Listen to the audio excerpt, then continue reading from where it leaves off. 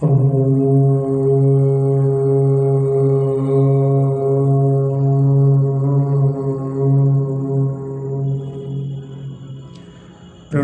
मंत्र के माध्यम से मन पूरी तरह से शांत हो गया है। 12 भावनाओं का चिंतन अपने मन को शांत कर देता है। 12 भावनाएं यथार्थता का चिंतन कराती हैं। 12 भावनाओं में एक है लोक भावना, जिसमें आप पढ़ते हैं 14 राजू तंग नभ लोक पुरुष संठा तामे जीव अनादिते भर मत है बिन ज्ञान। इस संसार के बारे में इस लोक भावना में कह रहे हैं कि ये संसार पुरुषाकार है। कोई पुरुष अपने कमर पर दोनों हाथ रख करके और पैर फैला करके खड़ा हो, ऐसा ये लोक का आकार है। और ये 14 राजू तंग है। एक राजू असंख्यात योजन का होता है। जहाँ नाभि है वहाँ पर मध्य लोक है। नाभि के ऊपर ऊर्ध्वलोक है और नीचे अधोलोक है। जहाँ बड़े बाबा को देखते हैं उनके गले में 3 रेखाएं हैं, वो ग्रेवेक का प्रतीक है। जहाँ ऊर्ध्वलोक में 16 स्वर्ग होते हैं, 16 स्वर्गों के ऊपर 9 ग्रेवेक। तो 9 ग्रेवेक में एक ग्रेवेक में ऊपर एक के ऊपर एक हैं, तो उनमें भी 3 भाग कर दिए हैं। ऊर्ध्व ग्रेवेक में 3, मध्य ग्रेवेक में 3 और अधो ग्रेवेक में 3। तो ऐसी जो गर्दन पर जो 3 धारियां हैं वो 3 ग्रेवेक का प्रतीक है। और जहाँ ठुड्डी चिन्ह होती है वहाँ पर 9 अनुदिश होते हैं। और जहाँ मुख होता है वहाँ पर 5 अनुत्तर होते हैं। और जहाँ मस्तक है वहाँ पर सिद्ध शिला होती है। और सिद्ध भगवान सबसे ऊपरी भाग में, जैसे अपन इस कक्ष में देखें, अपन जहाँ बैठे यदि उसको सिद्ध शिला समझें, तो जहाँ यदि इसमें गुब्बारा ऊपर छोड़ दिया जाए तो वो जा कर के ऊपर छत से टच हो जाएगा। ऐसे सिद्ध भगवान जो हैं ऊपर सबके सिर एक समान जो है उस स्थान पर होते हैं। तो इस संसार में जीव जो है अनादि काल से भ्रमण कर रहा है और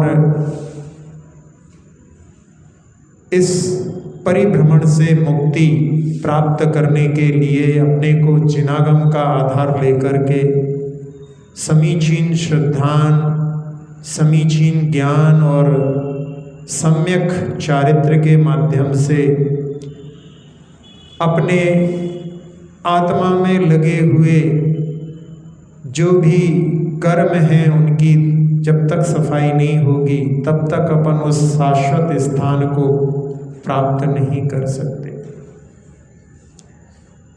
जीव इस संसार में परिभ्रमण करता रहता है। कभी मनुष्य से स्वर्ग चला जाता है, स्वर्ग से पुनः उसको यही मनुष्य और त्रियंच में ही लौटना पड़ता है। और कभी पाप करके नरक चला जाता है तो नरक से भी लौट करके मनुष्य और त्रियंच ही बनता है।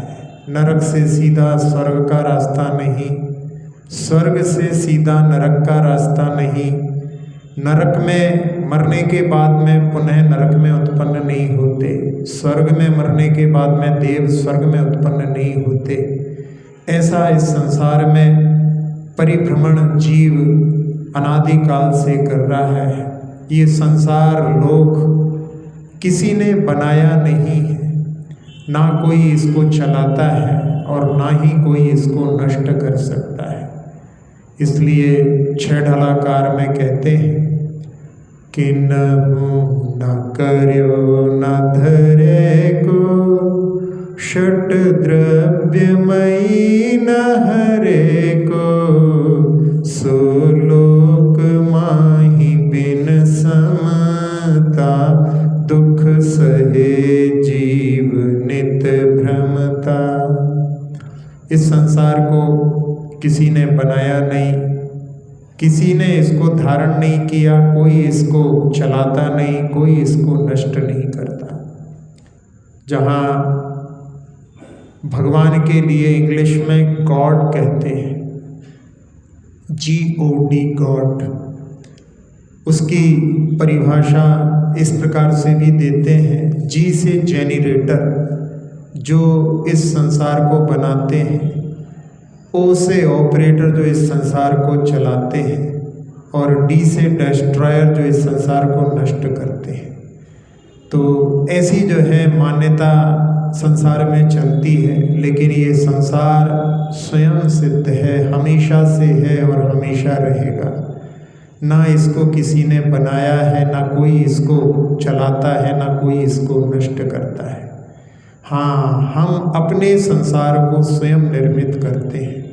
अपने भावों से हम अपने अगले भव को स्वयं निर्माण करते हैं, और जीव जब पुरुषार्थ करता है तो स्वयं इस संसार को नष्ट करके शाश्वत स्थान को प्राप्त कर सकता है।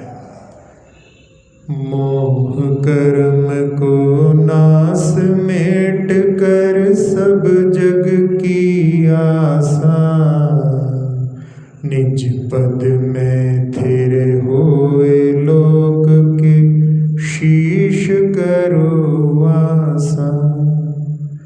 मोहनी कर्म जहाँ गाफिलता उत्पन्न करता है, उसके कारण व्यक्ति अपने स्वरूप को नहीं पहचान पाता। आत्म तत्व को पहचानने में बाधा करने वाला ये मोहनी कर्म है। इस मोहनी कर्म पर विजय प्राप्त करके जब जीव पुरुषार्थ करता है, सारी जग की इच्छाओं पर विजय प्राप्त करके, और वो अपने आत्म तत्व में स्थिर होकर के ध्यान करके सारे कर्मों का नाश करके, जो द्रव्य कर्म शरीर आदि है, जो भाव कर्म है राग द्वेष आदि, और जो द्रव्य कर्म है ज्ञानावरण आदि, उन सबको नष्ट करके शाश्वत स्थान को प्राप्त कर लेता है। एक बालक जब एक मुनिराज के पास पहुंचा तो बहुत सारे लोग नियम ले रहे थे। उस बालक ने भी अणुव्रतों को धारण कर लिया, 5 पापों का स्थूल रूप से उसने त्याग कर दिया। वो जैन नहीं था। जब घर पहुंचा तो पिता ने पूछा, आज बहुत खुश दिखाई दे रहे हो, क्या बात है? तो उसने कहा, आज मैंने व्रत लिए हैं। सुन करके पिता कहता है कि ये अपना धर्म नहीं है, इन व्रतों को पालन तुम नहीं करोगे। बालक कहता है कि मैं इन व्रतों को लेकर के आया हूँ, महाराज ने कहा था कि यदि तुम्हारे पिता मना करें तो मुझे वापस कर जाना। पिता और परिवार वाले सब उस बालक को लेकर के मुनिराज के पास जाते हैं, और रास्ते में एक व्यक्ति के लिए जिसने राजमहल में चोरी की थी, उसको चौराहे पर फांसी दी जा रही थी, और उसको देख कर के बालक बेहोश हो जाता है। वो लोग पानी आदि उस पर छिड़क करके उसको होश में लाते हैं और उससे पूछते हैं क्या हो गया। तो उसने कहा कि मुझे पूर्व भव का सारा स्मरण आ रहा है। मैं पहले नरक में था, वहाँ पर मुझे इस प्रकार से सूली पर कई बार चढ़ाया गया था। उस दृश्य को देख करके मुझे सब कुछ याद आ गया है और अपने पूरे भवों के बारे में वो बतलाने लगता है और वो कहता है कि मैं तो उन महाराज के पास में जाकर के दीक्षा लूँगा। सारे परिवार वाले जब महाराज के पास पहुँचते हैं और बालक उनके सामने अपने पूर्वों को सुनाता है तो सारे परिवार वाले भी धर्म के प्रति आकर्षित हो जाते हैं और वो सब लोग अणुव्रतों को धारण कर लेते हैं और वो बालक महाराज के चरणों में श्रमण धर्म को अंगीकार कर लेता है और उसी भव में तपस्या करके उसने अपने सारे कर्मों को नष्ट करके लोक के शीर्ष पर सिद्ध अवस्था को, शाश्वत स्थान को प्राप्त कर लिया। तो ऐसी लोक भावना अपन सबके लिए भी वो शाश्वत स्थान हमारे लिए प्राप्त हो। इस संसार में हम कितने स्थानों पर अपने किराए के मकान बना चुके हैं, मतलब ये शरीर को धारण कर चुके हैं। शाश्वत अपने पद को प्राप्त करने की भावना इस लोक भावना के माध्यम से अपन अपने मन में संजो सकते हैं। ऐसी जो लोक भावना करके और जिन्होंने सिद्धत्व को प्राप्त किया है उनकी ऊर्जा का आह्वान करने के लिए ओम का नाद करते हैं।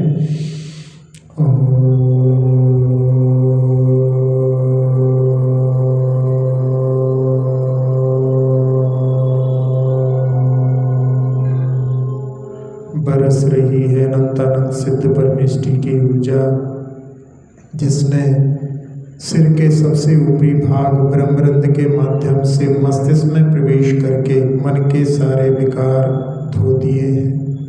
नेत्र, नासिका, मुख, कर्ण, कंठ, फेफड़े, हृदय, छोटी आंत, बड़ी आंत, किडनी, लीवर आदि सभी अंतरंग अवयव, मेरुदंड, पीठ, कमर, कंधे, दोनों हाथ, दोनों पैर, पूरे शरीर को, पूरे शरीर की त्वचा को, पूरे शरीर के रक्त को निर्विकार, निरामय, निरोगी बना दिया है।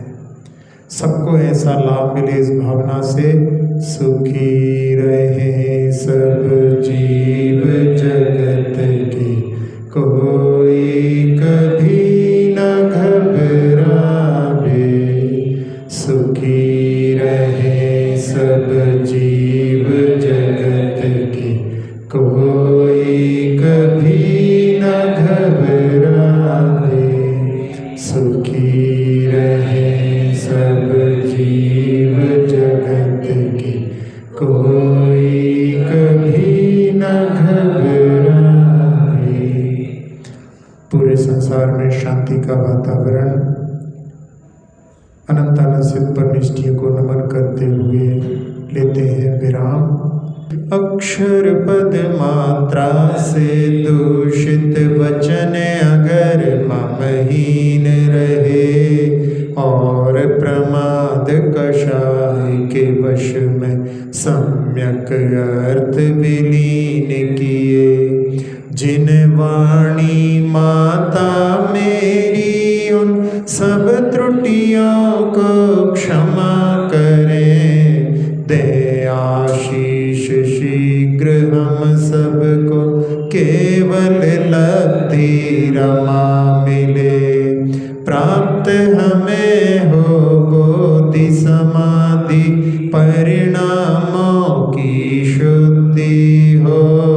निज आत्म उपलब्ध हमें हो शाश्वत सुख की सिद्धि हो। चिंतित वस्तु दात्री माता चिंतामणि उपमा भाती। करूं वंदना पूर्ण विनय से चरण रखूं मैं ये पाती। कर जिन वाणी स्तुति तन की